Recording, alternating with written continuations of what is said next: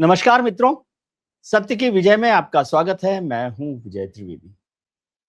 राम मंदिर को लेकर, अयोध्या को लेकर, चंदा चोरी को लेकर एफआईआर दर्ज हो गई है। एसआईटी पहले ही बनी हुई है। एसआईटी ने अपनी प्रिलिमिनरी रिपोर्ट दे दी है। उसके बाद उसकी फाइनल रिपोर्ट आने वाली है।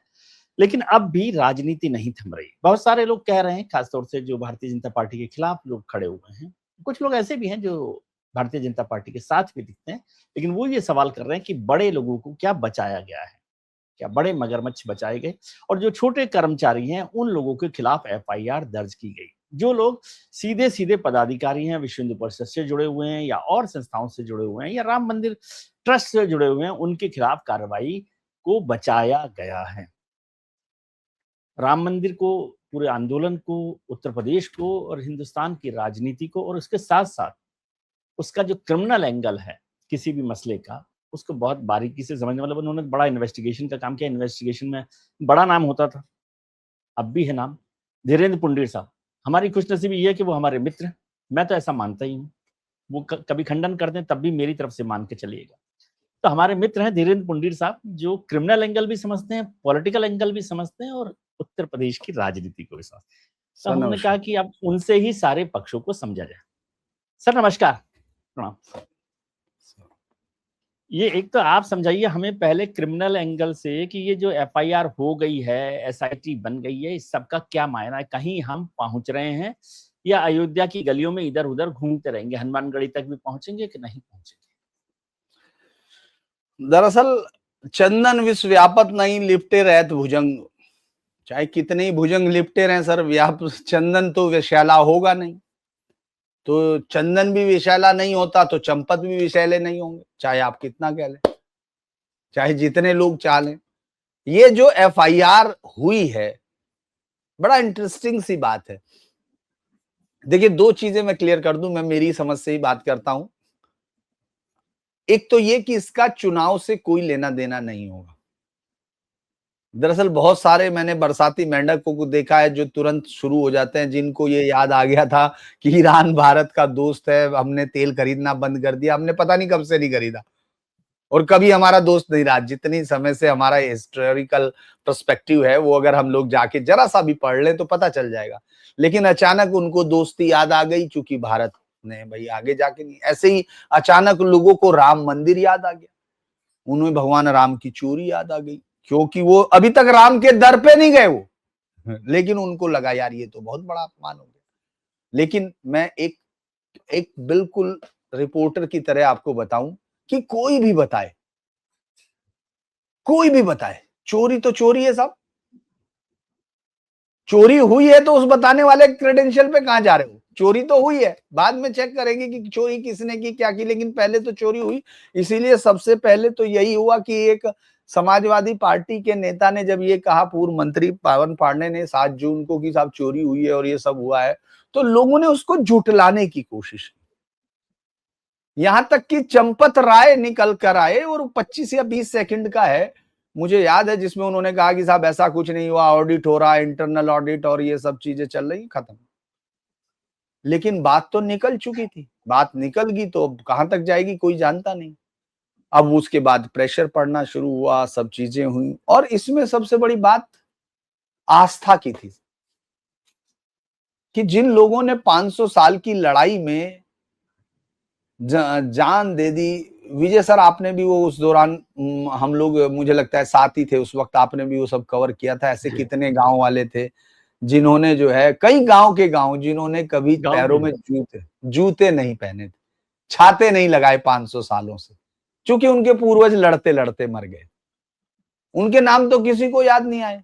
नाम किसका याद आया कि चंपत राय साहब ये खुद ही लेके भाला पहुंच गए थे, अकेले इन्होंने मार गिराया पूरी फौज को, और उनको हम लोगों ने बना दिया। भाई ठीक है, होगा, किसी को कोई लेना देना नहीं, सबको आस्था थी कि चलिए 500 साल बाद। लेकिन पहले एक चीज खुली कि गड्डी चोरी हो गई 1 करोड़। फिर उसके बाद पता चला कि ये एक गड्डी नहीं, कई सौ गड्डियां हैं। फिर पता चला ये गड्डियां नहीं, ये जेवर भी हैं। फिर पता चला ये जेवर नहीं, ये जमीनें भी हैं। तो जैसे जैसे सुरसा का मुंह बड़ा होता जा रहा था, वैसे वैसे इस लूट का मुंह बड़ा होता जा रहा था। अब सवाल है कि क्या किया जाए। तो उन्होंने एक, भाई चूंकि देखिए, लोग इसमें मल्टीपल है, लोग दर्शक भी कई बार उलझते हैं जब हम लोग इस तरह की बातें करते हैं।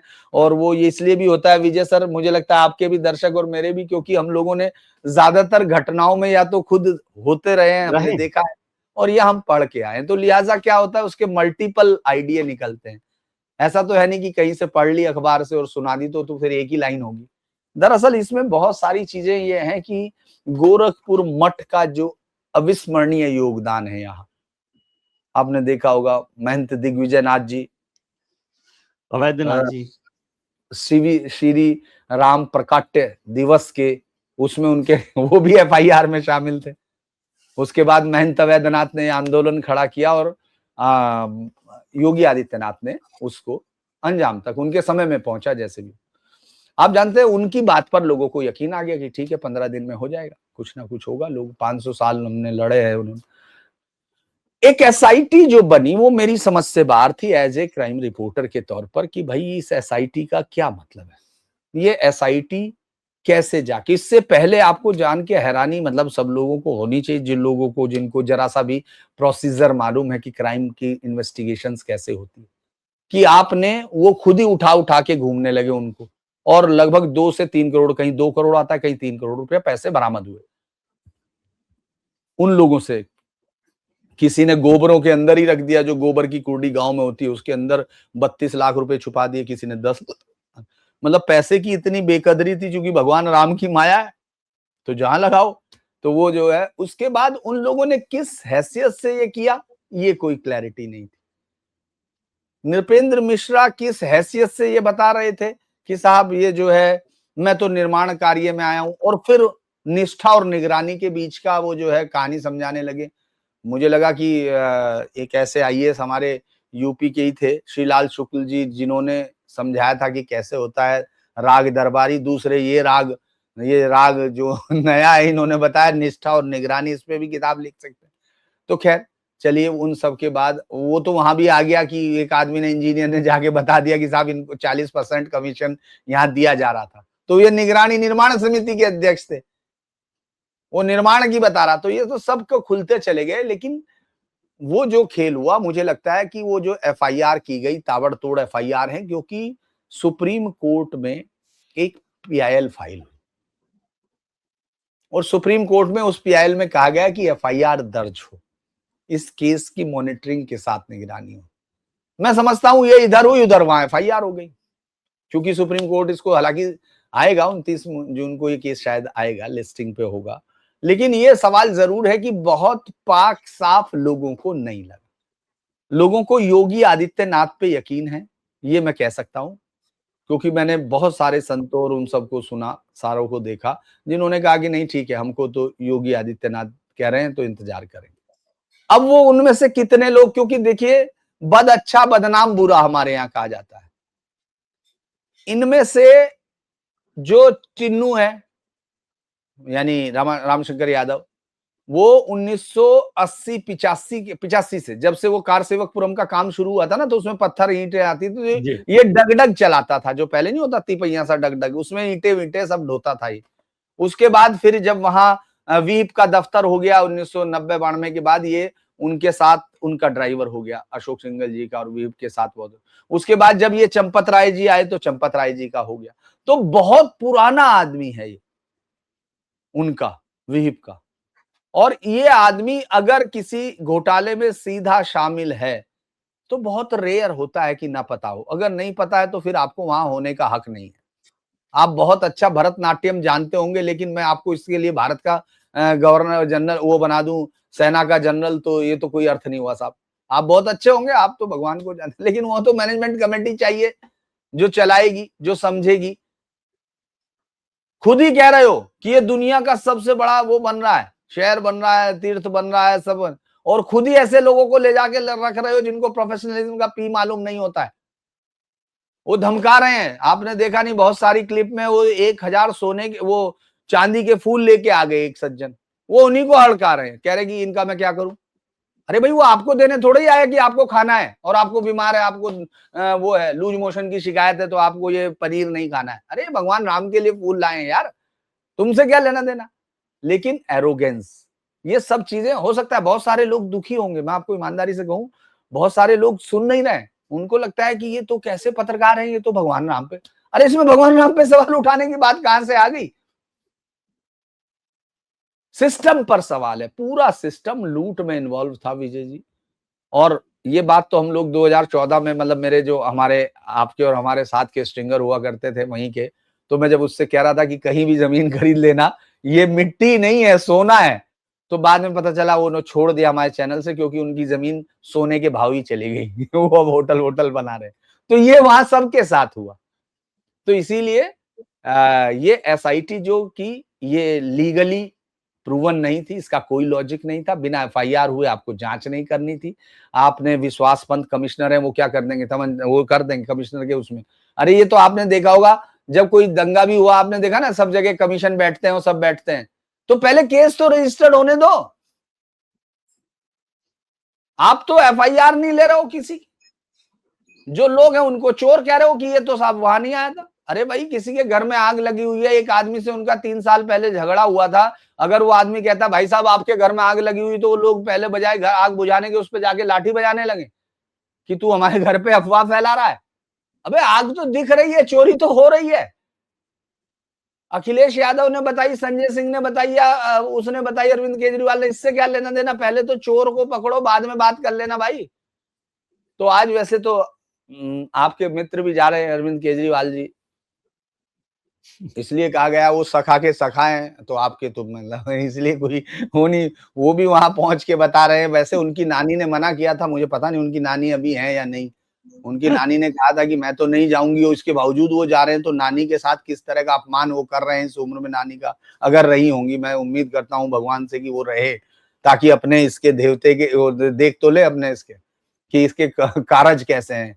कह रहा था कि भाई जो मस्जिद गिरा के मंदिर बनाओ, वहां तो मेरी नानी नहीं जाएगी। तो तुम काहे जा रहे हो भाई? नानी नहीं जा रही थी, तुम जा रहे हो, नानी को गाली देने जा रहे हो, इसका मतलब भाई नानी का दिया कुछ तो पालन करो यार, इतना मत गिरो। उसके बाद लेकिन सर संजय सिंह ये को समझाइए मुझे कि आप जो क्रिमिनल, मैं आपसे एक क्रिमिनल एस्पेक्ट पे समझना चाहता हूँ कि मैं तो नहीं जानता ये क्रिमिनल एस्पेक्ट, आपने इतना काम किया इन्वेस्टिगेशन में, तो जो लोग सरकार में बैठे लोग हैं वो भी तो जानते ही होंगे कि इसकी लीगल स्टेटस क्या होगा। एसआईटी बनाएंगे, बिना एफआईआर के बनाएंगे, इसकी रिपोर्ट किसको देंगे, और जिसको रिपोर्ट दे रहे हैं वो खुद भी ट्रस्ट का मेंबर है, जिस एसआईटी को बनाया गया उन लोगों पर आरोप है, उनकी रिक्वेस्ट पर बनाया गया है। तो ये क्या घालमेल है, थोड़ा सा इसको भी तो समझाइए मुझे। देखो, मैंने आपको यही क्लैरिटी बताई है कि ये पहले इसमें एक एफआईआर होनी चाहिए।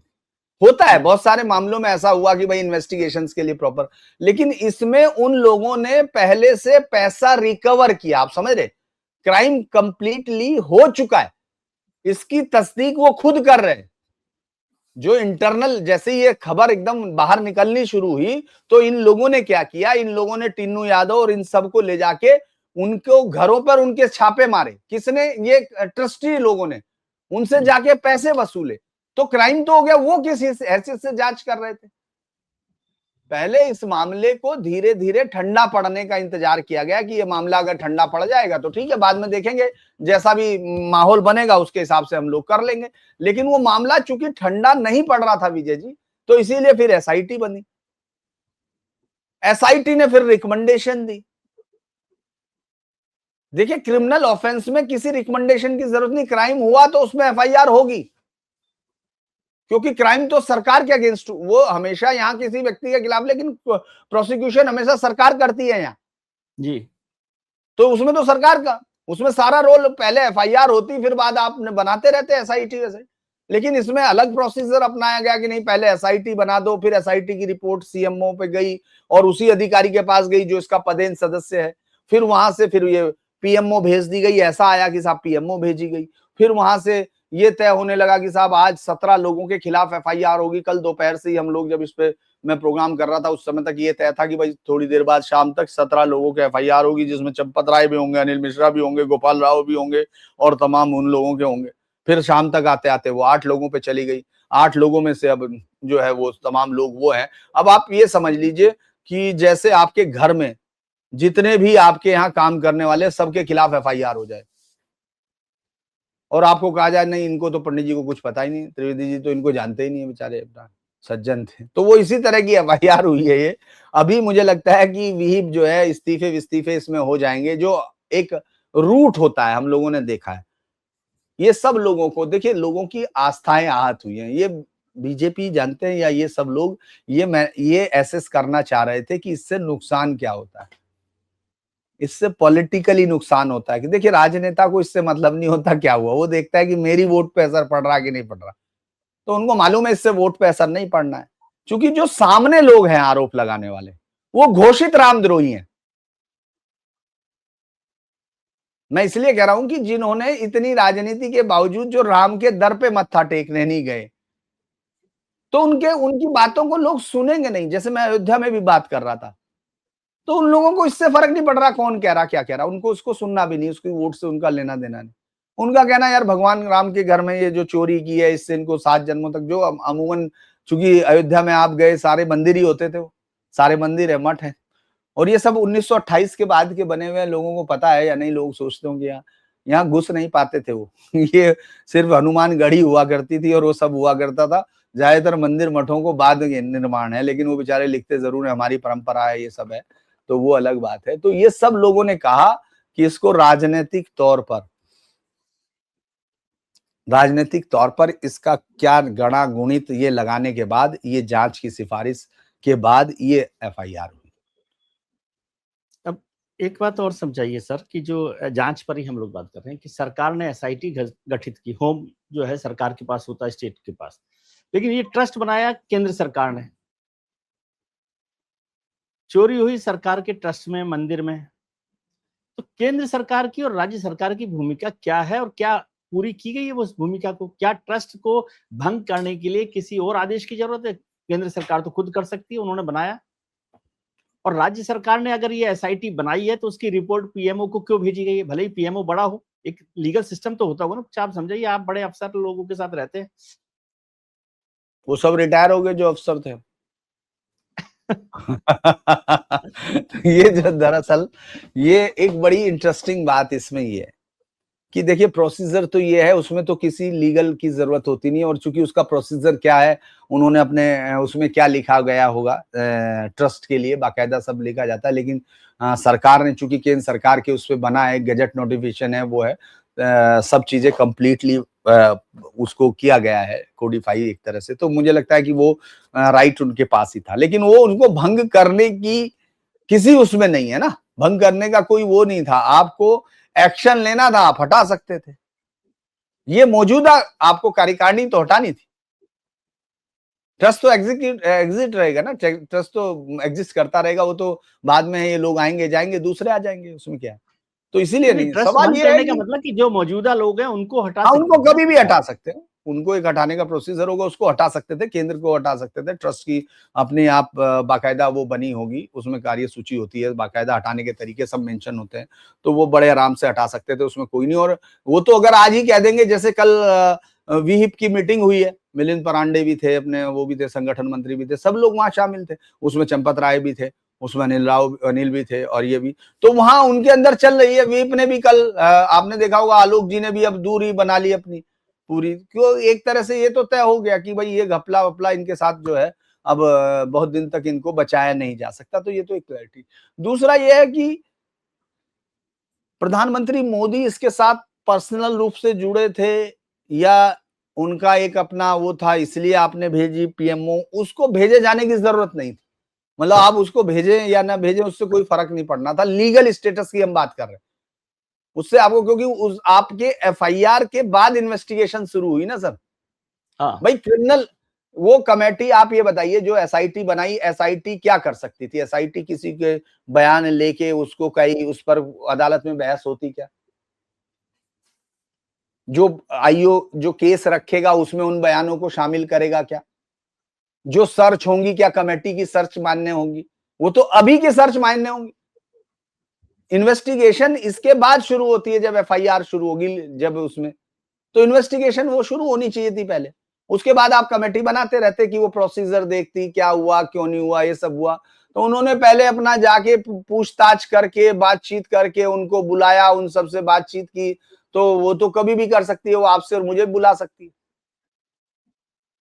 इसमें कोई बेसिकली इसमें पूरे मतलब जैसे नहीं कहते कि वो मर्ज बढ़ता गया जो दवा की, ये अलग बात है कि लोग आस्था है लोगों की। मैंने फिर भी देखा लोगों ने बहुत कहा कि साहब वो संख्या कम होगी, ये होगी, ये सब हवा की बातें हैं। इस देश में ऐसा थोड़ी है। सबरीमाला में आपने देखा होगा चोरी हो गया इतने सालों से सोना, तो वहां सबरीमाला में जाने वाले कम हो गए क्या? हम लोगों को तो आदत है, हिंदू आस्था तो इसी तरह से ठगे जाने की आस्था का उसका नाम ही है दुनिया में सबसे बड़ी। आप ये सोचिए कि अकेला थोड़ी तिरुपति से उससे उससे कहाँ से, लेकिन उन लोगों ने फिर एक मैकेनिज्म बनाया। आप सोचिए दुनिया की सबसे अच्छी व्यवस्था हम लोग तिरुपति की कह रहे, बहुत सारे लोग कह रहे, अरे वहां कई हजार करोड़ का नकली घी पेल दिया, नकली घी। मतलब आप सोचो उससे प्रसाद खागी पूरी दुनिया। तो इसीलिए, और वो अभी चंद्रबाबू नायडू की सरकार ने आके जांच किया, एक तो यही का है रुड़की का, जिसने 2000 पता नहीं कितने केजी वो पूरा उठा लिया गया, सर्च अरेस्ट हो गए, वो कंपनी बंद हो गई है क्योंकि वो इसीलिए बना रहा था। वो उठा के 50 रुपए किलो में तेल को बनाता था, उसका वो करता था वसीकरण, और बस उसके बाद अपना भेज देता था, जाइए हो गया अपना दे। तो वो तो लगातार चल रहा है। यहाँ लोगों की आस्था इसलिए है कि यार आपने तो इतनी जल्दी कर दिया, थोड़े दिन तो इंतजार कर लेते भाई। भगवान राम 5 साल के तो हो जाते मंदिर के अंदर, मतलब वो मंदिर उनका 5 साल का हो जाता तो अच्छा रहता, चलो ठीक है नहीं, छठे साल में वो करते हैं उपनयन, तो उसके बाद चोरी कर लेते। उन्होंने कहा कि नहीं इतना जल्दी क्या है, भगवान बड़े होंगे तो हम भी तो बड़े होने चाहिए। कितना पैसा था, मुझे लगता है कि अभी तक 3 करोड़ कैश, अगर जमीनों का मामला तो अभी और बड़ा है, 9 वो तो करोड़ अलग की है, जमीन वो तो अलग हाँ, है। वो अलग हो गया वो भी भाई, लेकिन वो यही ट्रस्ट ने खरीदी ना, इन्हीं लोगों ने तो खरीदी है। ट्रस्ट ने खरीदी, इन लोगों ने खरीदी, दोनों लोगों ने। तो इसीलिए बहुत सारी चीजें, मुझे लगता है कि इसमें पूरे मामले में बहुत घालमेल रहा। उनको पहले ही दिन एफआईआर दर्ज करानी चाहिए थी। एफआईआर दर्ज होने के बाद इन्वेस्टिगेशन होनी चाहिए थी। लोगों को देखिए, लोग तब भी आप ये सोचिए 200 किलोमीटर तक एक परिवार चलता हुआ आया और उल्टा केस हुआ यहाँ। मतलब देखिए आस्थाएं हमेशा अंधी होती हैं, बात तो सही कही जाती है, मैं भी मानता हूँ, क्योंकि वो हम लोग, हम आप या जो भी लोग रोज सुनते हैं ना, जब दर्शकों की भी सुनते हैं, अगर आप उनके आइडिया से जरा सा भी अलग बात करें तो फिर उसका जवाब आपको क्या क्या मिलता है। आप ये सोच के देखिए कि एक परिवार 200 किलोमीटर तक अपने बच्चों के साथ बैंड बाजा लेके 3 किलो की तो अलग से करधन वो बना के लाया हार, और 1 किलो की चरण पादुकाएं जवाहरात गढ़वा के, मुंबई का व्यापारी, और वो अपने गांव ललितपुर या कहां का था, वहां से वो पूरे परिवार चलते हुए आए, उनके साथ बाजा आया, वो सारे चैनलों ने कवर किया, सब वही गायब हो गए। कहने लगे कहां चले गए, वो तो अच्छा हुआ वो आदमी का वीडियो बने हुए थे। अच्छा, उसके बाद आप सोचिए कि उस आदमी के बच्चों के पैरों में छाले पड़ गए होंगे, वो आस्था ही तो होगी कि नंगे पैर आ रहे हैं वो चलते हुए। और आपने देखा होगा कि 200 किलो ईंट उन्होंने चांदी की भेजी, 200 किलो 2 क्विंटल चांदी उन्होंने भेजी सिंधी परिवार। हुआ क्या कि लोग उल्टा और उन्हीं को धमकाने लगे। बहुत सारे लोग तो निकल के आगे ये कह रहे कि दान तो गुप्त होता है, दाएं हाथ का दान बाएं को ना पता चले, ये रसीद मांग रहे हैं। अरे यार ये कौन सी कहानी होगी भाई। तो बहुत सारे लोग तो इसलिए नाराज हो गए कि हम तो दान, ये तो दान देने वाले नहीं है, ये नाम क्या है। अरे यार तुमने दिया है, 200 किलो दे के आके आ जाओ, फेंक के आ जाओ, और फिर बता देना किसी को कि हमने तो फला जगह 200 फेंकी थी, चांदी दिखा। अरे भगवान राम को देने आए हैं, और हर आदमी आपने देखा होगा कि चाहता है, ये तो प्रेरणा होती है दूसरों के लिए भी। तो इसीलिए बहुत इस पूरे मसले में जितनी, अच्छा एक बात और मैंने विजय जी देखी है कि हम जब अभी बात कर रहे होते हैं किसी घटना का, एकदम साथ में कभी भी वो नहीं आता आंसर। इन लोगों को अभी लग रहा है, क्योंकि देखिए विपक्ष के पास मुझे नहीं लगता कि कोई किसी किस्म की विपक्ष के पास क्रेडिबिलिटी है। कम से कम भगवान राम के, मतलब इस राम आंदोलन के लिए तो कोई भी नहीं कह सकता, कोई भी विपक्ष का नेता नहीं कह सकता कि उसको लेके कोई राम मंदिर के नाम पर वो वोट मांग सकता है या उसको वोट दिए जा सकते हैं।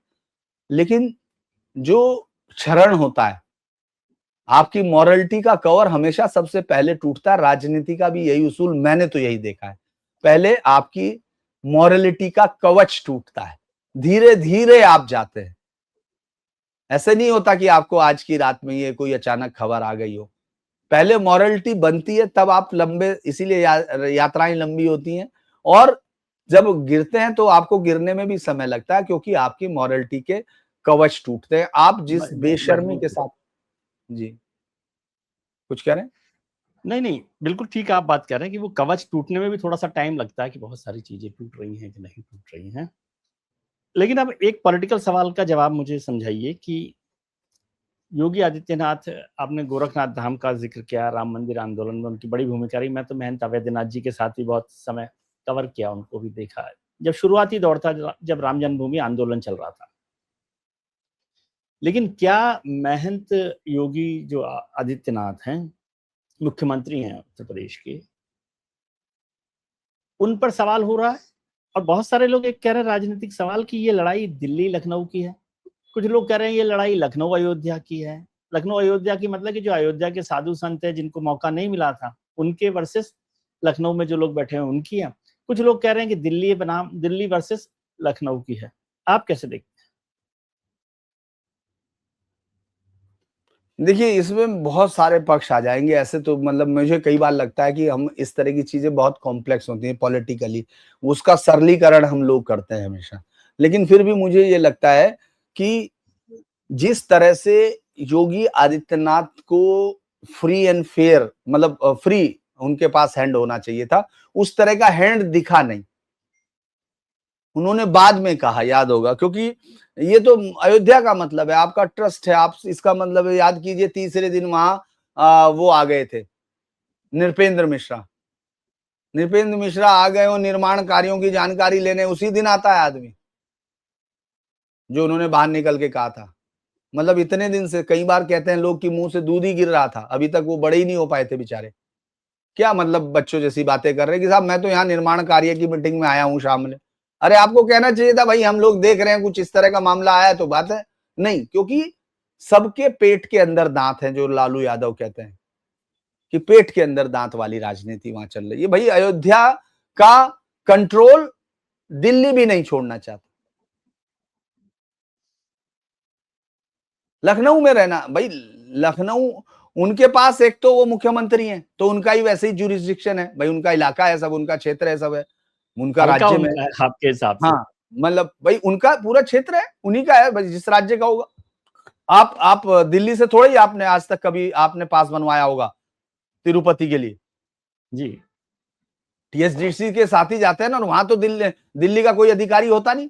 तो यहाँ अयोध्या में क्यों इस एक्सेप्शन है ये सब, कि सब दिल्ली से ही तय करेंगे। लेकिन चलिए वो भी था, तो भी कम से कम इस तरह की जांच में उनको फ्री हैंड होना चाहिए था। याद कीजिए, ऊपर से कहा गया, नीचे से तब उन्होंने एसआईटी बनाई। मुझे तो पता लगता है कि ये प्रॉब्लम्स तो रहेंगी। और आपको याद होगा अभी ब्रजभूषण शरण सिंह के जो बयान है, ब्रजभूषण शरण सिंह इस पूरे इलाके में बहुत मायने रखते हैं, क्योंकि भाई उनकी दाऊद इब्राहिम के उनके साथ जो थी वो अलग चीजें होंगी, कहानी होंगी। बीजेपी की लॉन्ड्री में आने से पहले तो देखो साफ हो गया, अब हम उस दाग पे बात भी नहीं कर सकते, क्योंकि भाई वो साफ हो गए। तो साफ कपड़े, आपके कपड़े आज के पहने हुए कल अगर साफ हो जाएंगे, हम ये थोड़े कि कल आपने गंदे पहने थे, तो उसी दिन तो उन्होंने पहने थे तो पहने होंगे दाऊद के कपड़े, लेकिन उसके बाद तो वो साफ है, तब से बीजेपी के साथ है। अब वो अयोध्या को लेके कई बार आपने देखा होगा कि वो सरकार की लाइन से अलग बोलते हैं। किसकी लाइन से अलग बोलते हैं? योगी आदित्यनाथ की लाइन से अलग बोलते हैं।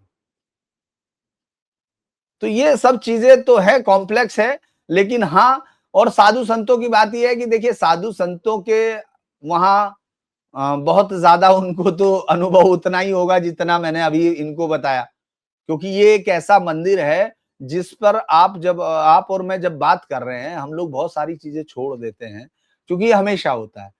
क्योंकि हम, आपको मालूम है कल भी एक आदमी पकड़ा गया, सहारनपुर से उठाया गया, एटीएस ने उठाया। क्यों उठाया? क्योंकि वो अयोध्या पर अटैक करने वाला था। अयोध्या मंदिर पर अटैक, देश के जो एक वो बनती है, मतलब बहुत सारे दर्शकों को मानो, पुलिस जो एनुअल कॉन्फ्रेंस होती है जिसमें पीएम बोलते हैं, उसमें जब भी खतरों का आकलन वो तो होता है, वो तो सब लोग वही पेश ही किया जाता है, सब चीजें उसमें वो कभी बाहर नहीं आती है। लेकिन जानते हैं अयोध्या हमेशा उसमें टॉप टारगेट रहता है। एनएसजी का आप वहां वो बना रहे हो सुरक्षा के लिए, सुरक्षा केंद्र बना, हाँ सेंटर बन रहा है। सेंटर बना रहे हो, किस लिए बना रहे हो भाई? इसलिए बना रहे हो ना कि वो सबसे प्राइम टारगेट पर है आतंकवादियों के, और उसके लिए यहीं के लोगों की भर्ती है। मैं ये मानता हूं ये पिछले कुछ समय में 5वां से 7वां अरेस्ट है। ये अलग अलग ग्रुप के हैं, ये मतलब ये एक साथ जुड़े हुए नहीं है सर, ये पिछले कुछ समय से अलग अलग लोग अरेस्ट हो चुके। तो ऐसे में इस कोऑर्डिनेशन को और बेहतर होना होगा, क्योंकि वो अयोध्या सिर्फ एक मंदिर का मामला नहीं है। ये कल उसको उठाया गया, इन्वेस्टिगेशंस में पता चला कि वो जो है कुछ ही दिन बाद अटैक होने वाला था। एक यादव आपको फरीदाबाद से उठाया गया था, वो भी अयोध्या पर ही अटैक करने जा रहा था। ये लगातार है। तो अयोध्या का मामला बहुत सेंसिटिव है, वहां जरूरी है केंद्र का या राज्य का, लेकिन एक कोऑर्डिनेशन जरूरी है। अगर इसके बावजूद जब वो आतंकियों को तो उठा रहे हैं हमला करने से पहले, लेकिन उनको टिन्नू यादव नहीं दिख रहा गड्डी चुराता हुआ।